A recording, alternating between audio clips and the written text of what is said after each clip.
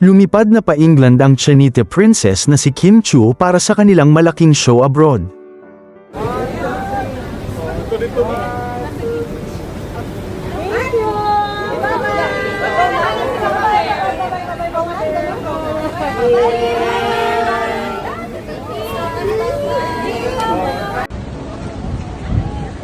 Ay, grabe naman to. Hello. Princess Crew here in the middle.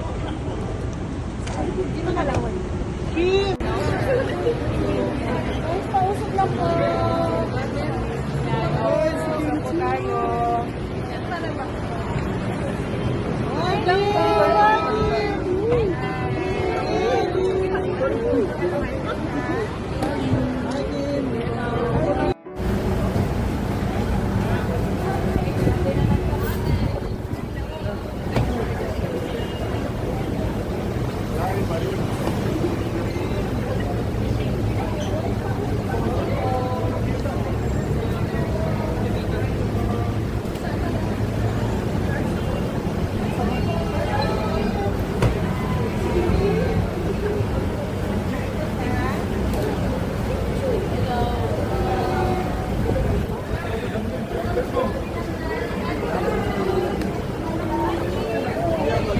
Nauna nang bumiyahe si Kim dahil mayroon pang natitirang commitments dito sa Pilipinas ang kanyang leading man na si Paolo Avellino.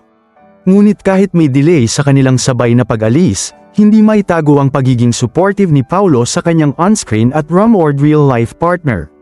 Ayon sa mga malalapit sa dalawa, super excited si Kim Chiu na makasama ang ating mga kababayan sa England, lalo na't matagal-tagal na ring hindi nakakapag-show si Kim sa ating mga overseas Filipino workers.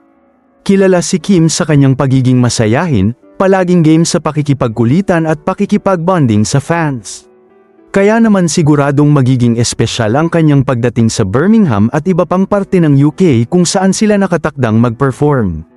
Sa kanyang mga social media posts, ibinahagi ni Kim ang excitement niya at nagpasalamat sa lahat ng patuloy na sumusuporta. Makikita sa kanyang aura ang saya at kilig na makita muli ang kanyang mga supporters, hindi lang dito sa Pilipinas kundi maging sa ibang bansa. Sobrang excited na po akong makita kayong lahat. Salamat po sa pagmamahal at suporta, ani Kim. Samantala, si Paolo Avellino naman ay pansamantalang na-delay ang flight dahil kailangan muna niyang tapusin ang ilang professional commitments. Ngunit tiniyak ng aktor na susunod siya agad para hindi maputol ang tandem nila ni Kim sa inaabangang palabas. Marami ang natuwa at kinilig sa pagiging supportive ni Paolo dahil kahit malayo, sinisigurado niyang maramdaman ni Kim ang kanyang presensya at suporta. Sa ngayon, abot langit ang excitement ni Kim Chiu habang naghahanda para sa kanilang show sa UK. At syempre, mas lalong magiging kumpleto ang lahat pagdating ni Paolo Avellino.